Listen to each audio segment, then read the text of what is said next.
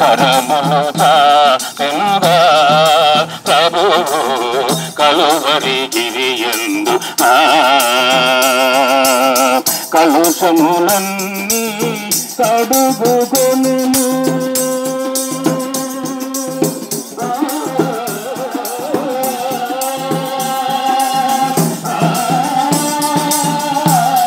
కానీ మనిషి చనిపోయిన తర్వాత మానవుని యొక్క ఆత్మ ఎక్కడికి వెళుతుందో ఇప్పుడైనా ఆలోచన చేశారా? బైబిల్ గ్రంథం ఏం చెప్తుందంటే, మనిషి చనిపోయిన తర్వాత మానవుని యొక్క ఆత్మ దేవుని దగ్గరికి వెళ్ళాలంటే, ప్రియుగా దేవుడు పరిశుద్ధుడు, అనగా పాపము లేనివాడు కనుక పరిశుద్ధుడైన పాపము లేని దేవుని దగ్గరికి మానవుని యొక్క ఆత్మ వెళ్ళాలంటే, ప్రియుగా మానవునిలో ఉన్న పాపం పోవాలి. చూడండి, కాలు కట్టుకున్న మురికి పోవాలంటే నీరు సరిపోతుంది, కానీ బట్టలు కట్టుకున్న మురికి పోవాలంటే నీరు సరిపోదు. దానికి తప్పనిసరిగా కిరోసిన్ కానీ పెట్రోల్ కానీ కావాలి. అలాగే మానవుని యొక్క పాపాలు పరిహరించబడాలంటే, ప్రియుల వేద గ్రంథమైన బైబిల్ ఏం చెప్తుందంటే, రక్తం చిందించబడకుండా పాపక్షమాపణ కలగదు. కనుక గొర్రెల యొక్క మేకల యొక్క రక్తం మానవుని పాపాలు తీసివేయలేదు. కనుక మానవుని యొక్క పాపాలు తీసివేయాలంటే పరిశుద్ధ రక్తం అయ్యి కావాలి. ఆ పరిశుద్ధ రక్తం ఈ లోకంలో ఎవరిలోనూ లేదు. దేవుడు ఒక్కడే పరిశుద్ధుడు, దేవుడు ఒక్కడే పాపము లేనివాడు. కామ క్రోధ లోభ మోహ మదమత్సర్యాలు లేని ఆ దేవదేవుడు యేసు అని పేరున కన్య మరియ గర్భమందు ఈ లోకంలో ఉద్భవించారు. ప్రియుల యేసు ప్రభువారు మనుషులందరి పాపాల కొరకు సిలువలో ఆయన అమూల్యమైన రక్తాన్ని కార్చి చనిపోయి సమాధి చేయబడి 3వ దినాన సమాధిని గెలిచి తిరిగి లేచారు.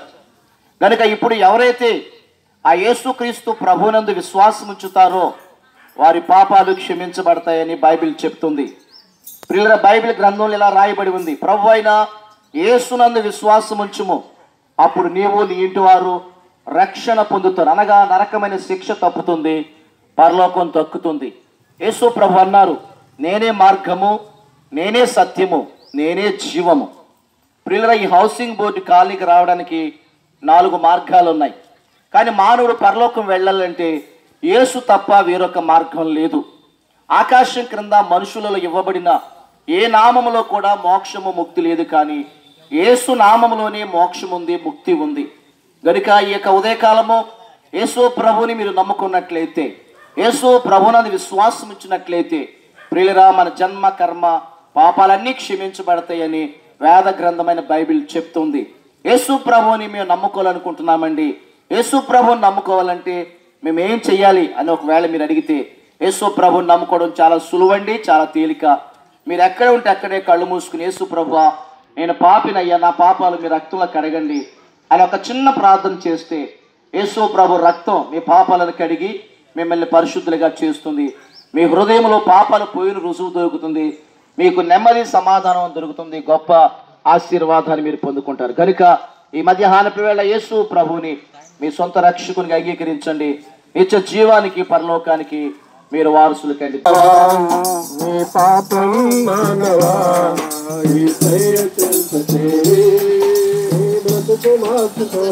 బైబిల్ ఈ రీతిగా సెలవిస్తా ఉంది, పాపులను రక్షించుటకు క్రీస్తు యేసు ఈ లోకమునకు వచ్చిన మాట నమ్మదగినదియు పూర్ణాంగీకారమునకు యోగ్యమైనదని ఉన్నది.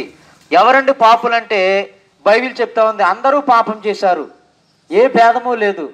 ఉన్నవాడని లేనివాడని, ధనికుడని దరిద్రుడని, ఏమండి తర్వాత వయసు భేదం లేదు, కులమత భేదాలు ఏమీ లేవు. ఈ భూమి మీద మానవుడిగా జన్మించిన ప్రతి వ్యక్తి కూడా మరి పాపంలో జీవిస్తున్నాడని, పాపంలో బ్రతుకుతున్నాడని, పాపంలో చనిపోతున్నాడని బైబిల్ స్పష్టంగా చెప్తా ఉంది.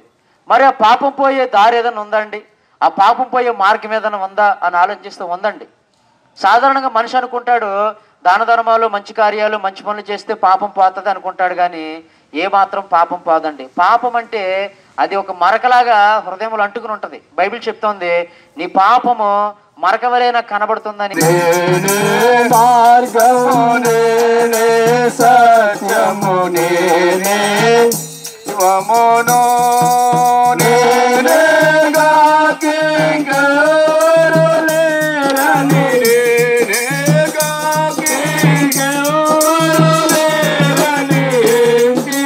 చెప్పిన యేసుని యొద్దకు ఎంచి చెప్పిన యేసుని యొద్దకు రండి రండి యేసుని యొద్దకు రమ్మనుచున్నాడు.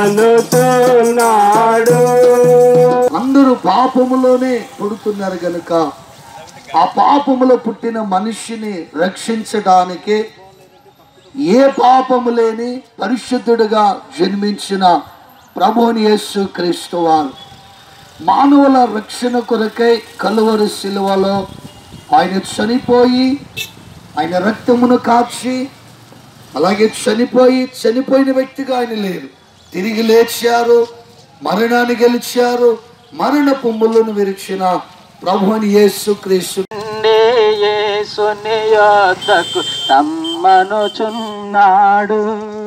రండి రండి యేసుని యొద్దకు రమ్మనుచున్నాడు. ప్రయాసపడి భారములు భారం, ప్రయాసపడి భారములు భారం, ప్రభుని చెంత. నేనే మార్గమును, నేనే సత్యమును, నేనే జీవమును, నా ద్వారా తప్ప తండ్రి వద్దకు ఎవరు చేరలేరు అని చెప్పి, ప్రియమైన వాళ్ళరా, ఈ భూలోకంలో ఉన్న ఎవరైనప్పటికీ ఒక ఆశ ఉంటుంది. ఏమిటంటే పరలోకం వెళ్ళాలి, చనిపోయిన తర్వాత వైకుంఠం వెళ్ళాలి, చనిపోయిన తర్వాత ఏదో రీతిగా నేను నరకం నుండి, యమగుండం నుండి, అగ్నిగుండం నుండి, ఈ పాతాళ విన్నావా ఇది విన్నావా యేసయ్య పిలుపుని విన్నావా విన్నావా నీ విన్నావా యేసయ్య పిలుపుని విన్నావా తిరిగి రాదు నీ జీవితం తెలుసుకో ఒక్కసారి నీ నిజం. ఈ లోకంలో పుట్టిన మానవుడు నశించిపోతున్నాడు. మానవుడు ఎందుకు నశించిపోవాలనంటే మానవుడు తన యొక్క పోలిక చెప్పున దేవుడు తయారు చేశాడు. అంటే దేవుని పోలిక చెప్పున నువ్వు నేను కూడా ఈ లోకంలో ఉంటున్నాం. అంటే దేవుని కుమారులుగా కుమార్తెలుగా మనం ఈ లోకం అనుకున్నాం. మరి దేవుడు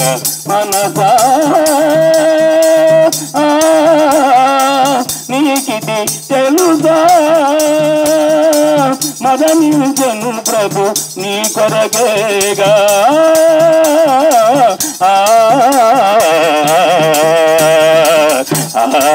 ఏ పట్టణంలో ఉన్నారు అని మనం ఆలోచన చేస్తే అదే దైవ గ్రంథమైనటువంటి బైబిల్ చెప్తుంది. ఏ భేదము లేదు, అందరూ పాపం చేసి దేవుడు అనుగ్రహించు మహిమను పొందలేకపోతున్నారని అదే దైవ గ్రంథమైన బైబిల్ చెప్తుంది. కలుషములన్నీ కడుగుకొనుము కలుషములన్నీ కడుగుకొనుము ప్రభుయేసుర తముతో కలవరి గురియందు నా కరములు తాపెనుగా ప్రభు కలవరి గిరియందు కలవరి గిరియందు. బైబిల్ గ్రంథంలో రాయబడింది యేసుక్రీస్తు అందరికీ ప్రభు అని రాయబడి ఉందండి. యేసుక్రీస్తు అందరికీ ప్రభు, కొందరికి కదండి, అందరికీ. ఆయన దగ్గరికి వచ్చిన వారిని ఆయన ఎంత మాత్రం త్రోసివేసేవాడు కాదని, ఆయన సర్వశక్తి కలిగిన దేవుడైన, ఆయన ప్రేమ కలిగిన దేవుడు, జాలి కలిగిన దేవుడు, పాపాలు క్షమించగలిగిన అధికారం కలిగిన ఏకైక దేవుడు యేసుక్రీస్తు ప్రభువారని. కాబట్టి గ్రామ ప్రజలారా, యేసుక్రీస్తు ప్రభువును సొంత రక్షకుడిగా మనం అంగీకరిస్తే ఏంటి ప్రయోజనం అంటే, మన పాపాలు క్షమించబడతాయి, పాతాల నుండి తప్పించబడతాం, పరలోక రాజ్యానికి వారసులుగా దేవుడు మనల్ని నిర్ణయిస్తూ ఉన్నాడు. కానీ ఈ భూమి మీద ఎన్నో సమస్యలతో శాంతి లేక, సమాధానం లేక ఎన్నెన్నో ఇబ్బందులు పడుతున్నారు. అందుకే ప్రభు పిలుస్తున్నాడు. ప్రేమ కలిగిన దేవుడు కాబట్టి ఆయన నిన్ను నన్ను మనందరినీ తన స్వహస్తాలతో తన ప్రియ బిడ్డలుగా చేసుకున్న దేవుడు కాబట్టి ఆయన పిలుస్తున్నాడు. ప్రయాసపడి భారం మోసుకుంటున్న వారులారా, నా యొద్దకు రండి, నేను నెమ్మదిని, విశ్రాంతిని, శాంతిని, సమాధానాన్ని మీకు దయచేస్తానని యేసుక్రీస్తు ప్రభువారు ఈ మాట చెప్తున్నారు. మనకై రండి రండి యేసుని యొద్దకు రమ్మనుచున్నాడు. బోలో యేసుక్రీస్తు మహారాజుకి. మానవుడి పైన భారం ఏంటంటే పాపం అనే ప్రయాస చేత మనవుడు జీవిస్తున్నాడు ఈ లోకంలో. కనుక యేసుక్రీస్తు ప్రభు వారు పిలుస్తున్నాడు, ప్రయాసపడి పాప భారం మోసుకున్న సమస్త జనులారా నా వద్దకు రండి, నేడు నేను మీకు విశ్రాంతినిస్తానని చెప్తున్నాడు. దైవం చూడనా చరిత్రలోనికి వచ్చాడన్నా. నిన్ను వలె నీ పొరుగు వారిని ప్రేమించమనే ప్రేమ ఒకరికొకరు వ్యత్యాసం లేనటువంటి సమయము, వ్యత్యాసం లేనటువంటి పరిస్థితులు అయినప్పటికీ కూడా ఆయనలో ఉన్న ప్రేమ ఏంటంటే పొరుగు వారిని ప్రేమించాలి, తోటి వారిని ప్రేమించాలి. ఆ ప్రేమతోటే ఆయన ఆ ప్రేమను జయించి ప్రేమ కొరకు ప్రాణం పెట్టినటువంటి దేవుడండి. లేదు పాప విమోచన, లేదు పాప విమోచన,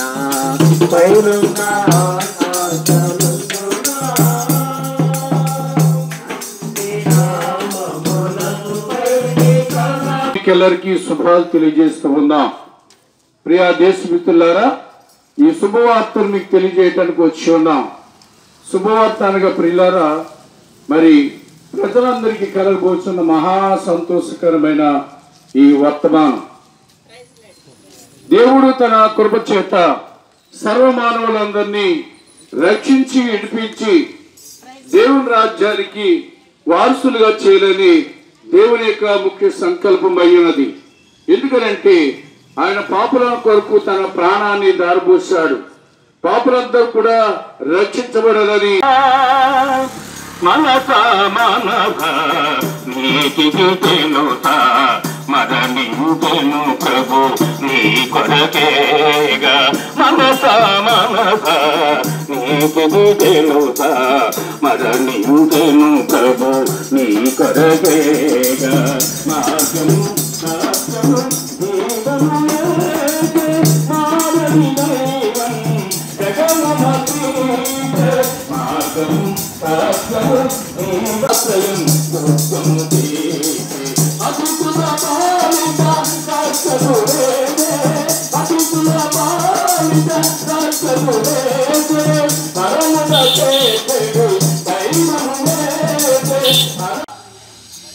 ఈ రోజున ఎక్కువగా వార్తలు వస్తూ ఉంటాయి. మనకు ఎక్కువగా వార్తలు వింటున్నాం కూడా, బాగా అర్థం చేసుకోండి.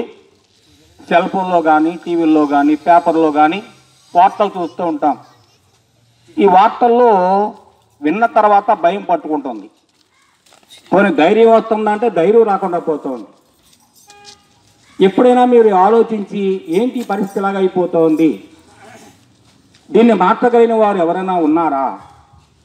వ్యాపారాలు చేసేవాళ్ళు కానీ, ఉద్యోగాలు చేసేవాళ్ళు కానీ, వ్యవసాయాలు చేసేవాళ్ళు కానీ, చేతి వృత్తులు చేసేవాళ్ళందరూ కూడా సమస్యలతో జటిలమైపోతూ ఉన్నారు. ఆఖరికి చెప్పాలంటే వ్యవస్థ కూడా భయభీతులతో గజగజ వణుకుపోతూ ఉంది. నా పరిస్థితి ఏమైపోతుందా అని. అయితే ఆ సిలువ పైన ఎవరైనా మోసారా, ఎవరైనా మోసారా, ఏసయ్యా ఏసయ్యా ఏసయ్యా ఏసయ్యా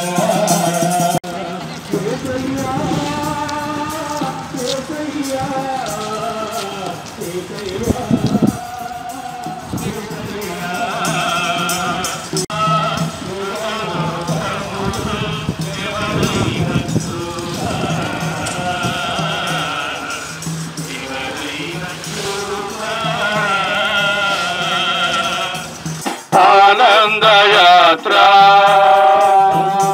ఇది ఆత్మీయ యాత్ర,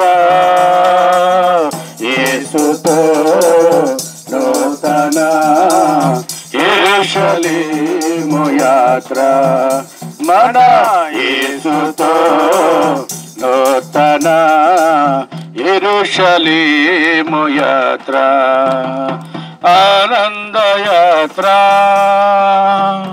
ఓ యేసు క్రీస్తు మహారాజుకే